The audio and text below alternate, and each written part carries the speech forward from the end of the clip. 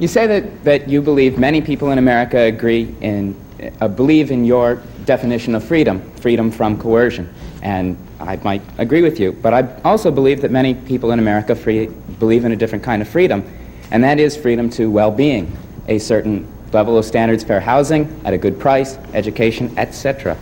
The other thing I want to say is that the system has built into it the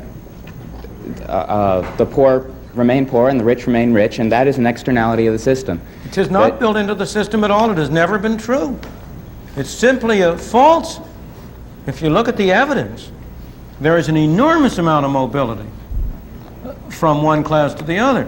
In fact, there used to be a saying, 3 generations from shirt sleeves to shirt sleeves, which reflected exactly the opposite effect. So it simply is not built into the system. On the contrary, there's a great deal of mobility within generations and between generations, and we shouldn't argue on the basis of false factual premises.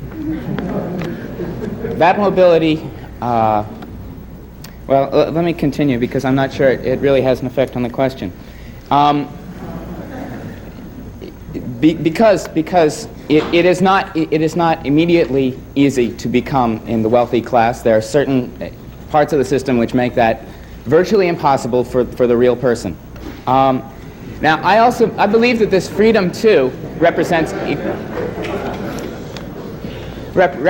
the belief in equality as opposed to liberty. And I wonder, is it possible to build a system based on this equality, which I believe that many people agree in, and would not be willing to sacrifice to the liberty of freedom from? Well, I'm not going to be able to give a full answer to your question because you've asked a very, very complex question, and so you're going to have to pardon me if I am a little dogmatic, but I only want to suggest that the statements I'm making are not without some thought and reason behind them. In my opinion, a society that aims for equality before liberty will end up with neither equality nor liberty.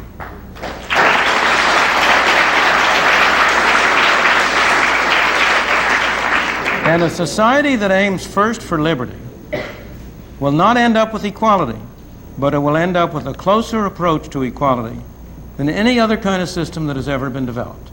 Now, that conclusion is based both on evidence from history, across history, and also, I believe, on reasoning which, if you try to follow through the implications of aiming first at equality, will become clear to you. You can only aim at equality by giving some people the right to take things from others. And what ultimately happens when you aim at equality is that A and B decide what C shall do for D. Except that they take a little bit of a commission off on the way.